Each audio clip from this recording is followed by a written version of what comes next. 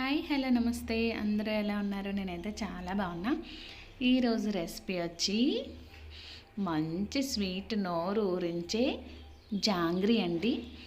జాంగ్రీ అంటే చిన్నప్పుడు బాగా ఇష్టపడే వాళ్ళం చాలామంది ఉంటారు కదా. నిజంగా చాలా టేస్టీగా ఉంటుంది. అందులోని మన చేతులతో మనం తయారు చేసుకుంటే ఇంకా బాగుంటుందేమో, నాకు అలాగే అనిపించింది. మినప రుబ్బుతో అయితే తయారు చేశానండి. ఫస్ట్ టైం చేస్తున్న ఈ జాంగ్రీ అయితే. జిలేబీలు అయితే చాలాసార్లు చేశాను, కానీ జాంగ్రీ మాత్రం ఇదే ఫస్ట్ టైం చేయడం. కానీ చాలా పర్ఫెక్ట్గా, అంతకంటే ఎక్కువ టేస్టీగా కూడా వచ్చిందండి. బయట షాప్లో కూడా అంత అనిపించలే. ఫ్రెష్గా కరకరలాడుతూ లోపల జ్యూసీగా చాలా టేస్టీగా ఉంది. మీరు కూడా ఒకసారి అయితే ట్రై చేయండి, మీకు కూడా చాలా నచ్చుతుంది.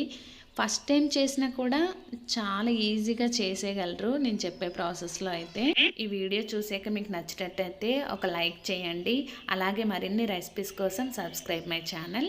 అయితే ప్రాసెస్ ఏంటంటే, 1 గ్లాస్ అయితే మినప్పప్పు తీసుకొని నానబెట్టుకొని ఒక 4-5 గంటల తర్వాత అయితే ఇలా నీట్గా శుభ్రంగా కడిగేసి మిక్సీలోకి అయితే వేసుకున్నాను.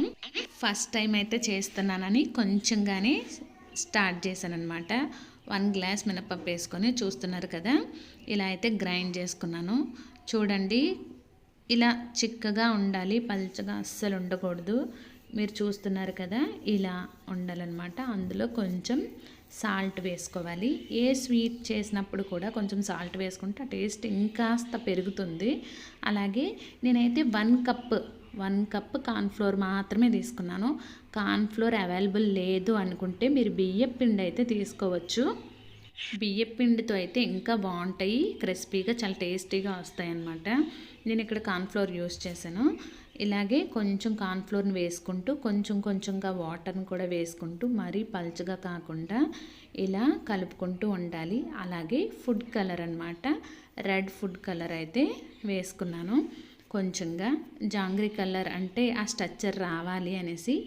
ఆప్షనల్ అంటే ఫుడ్ కలర్ అనేది. మీకు ఫుడ్ కలర్ వద్దు అనుకుంటే మీరు క్యాన్సిల్ చేసుకోవచ్చు దాన్ని. ఇలా ఫుడ్ కలర్ వేసి అంతటినీ కూడా ఒక 5 నిమిషాలు బాగా కలుపుకోవాలి. చూస్తున్నారు కదా, వీడియోలో చూపించినట్టుగా బాగా కలుపుకొని అలా చిక్కగా ఉండాలండి.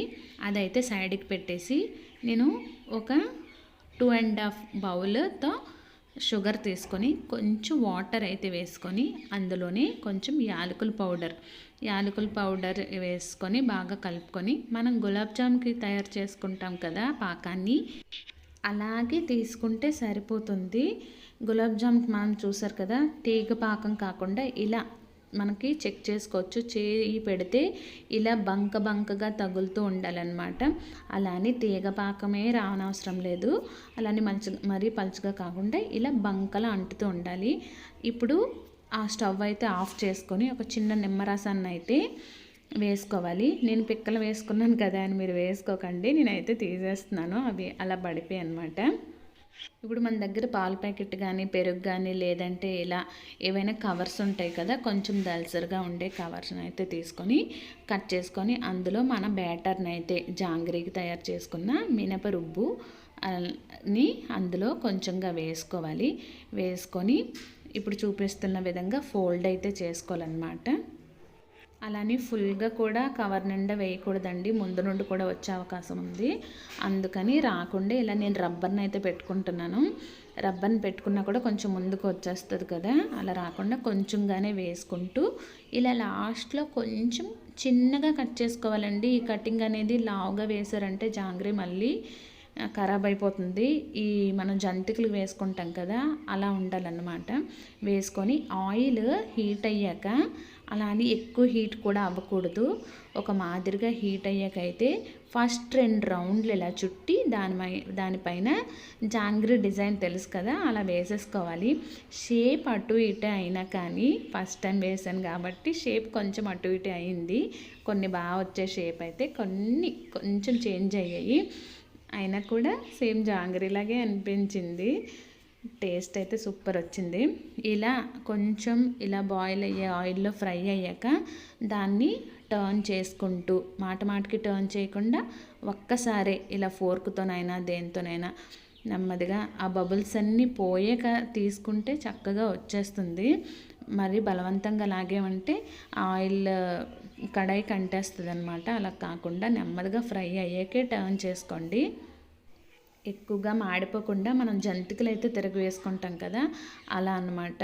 చూసారు కదా ఎంత చక్కగా వచ్చేసాయో సేపు అయితే. ఇలా ఒక్కొక్కటిగా నెమ్మదిగా తీసుకొని ఇలా తీసేసుకొని నెమ్మదిగా ఒక ప్లేట్లో అయితే వేసుకుంటామండి. అన్నీ కొన్ని జాంగ్రీలు ఇలా తయారు చేసుకున్నాక మనం తయారు చేసుకున్న షుగర్ సిరప్ అయితే ఉంది కదా, ఆ షుగర్ సిరప్లో అది గోరువెచ్చగా ఉంటుంది కదా, ఆ గోరువెచ్చని దానిలో ఈ కాస్త వేడిగా ఉన్నవే అందులో వేసుకొని జస్ట్ షుగర్ సిరప్లో ఎక్కువసేపు ఉంచకూడదండి. ఇలా టర్న్ చేసి మళ్ళీ ఇలాగ టర్న్ చేసుకోవాలి. లేదంటే మెత్తగా అయిపోతాయి అన్నమాట, క్రిస్పీగా ఉండవు. జస్ట్ ఈ ప్రాసెస్ అంతా కూడా 20 to 30 సెకండ్స్లో జరిగిపోవాలన్నమాట. ఇలా దానిలో డిప్ చేసి మళ్ళీ టర్న్ చేసుకొని మళ్ళీ బాగా డిప్ చేసి ఇలా అన్నీ కలిసి తీసేసుకోవాలి ఒక ప్లేట్లో. ఎక్కువసేపు ఉంచామంటే మాత్రం మెత్తగా అయిపోయి మనం జాంగ్రీ తినేటప్పుడు ఇలా కరకరలాడుతూ ఉంటుంది కదా, లోపల జ్యూసీగా తింటూ ఉన్నప్పుడు కొంచెం క్రిస్పీగా ఉంటుంది. అలా ఉండాలి. ఇలాగే సేమ్ ప్రాసెస్లో మిగిలిన పిండిని కూడా తయారు చేసుకొని వెంటనే పాకంలో వేసుకొని అలాగే తొందరగా చెప్పాను కదా 20 to 30 సెకండ్స్లో అయితే తీసేసుకోవాలి. చూసారు కదా ఎంత చక్కగా వచ్చాయో.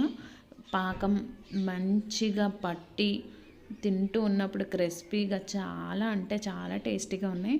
మనం ఇలాంటి డిషెస్ అయితే చిన్న చిన్న పార్టీలకి అంటే పిల్లల బర్త్డేలు కానీ చిన్న చిన్న సెలబ్రేషన్స్కి ఇది మొత్తం నాకు ప్రాసెస్ మొత్తం అంటే స్టార్టింగ్ ఫస్ట్ టైం చేస్తున్నాను చెప్తాను కదా, అందువల్ల 1 hour పట్టింది. కానీ సెకండ్ టైం చేస్తే మాత్రం అంత టైం పట్టదు, అంత సింపుల్గా ఉంది.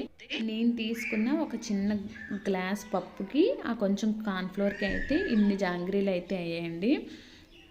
ఇంట్లో అందరికీ చాలా బాగా నచ్చాయి. మీరు కూడా ఒకసారి అయితే ట్రై చేయండి. మీరు ఈ షుగర్ సిరప్ బదులు బెల్లాన్ని కూడా వాడచ్చు. కాకపోతే జాంగ్రీ కలర్ అనేది కొంచెం చేంజ్ అవుతుంది. ఒకసారి ఎలా వస్తుందో చూసి సెకండ్ టైం బెల్లంతో చేద్దామని అయితే నేనైతే షుగర్ సిరప్తోనే చేశాను.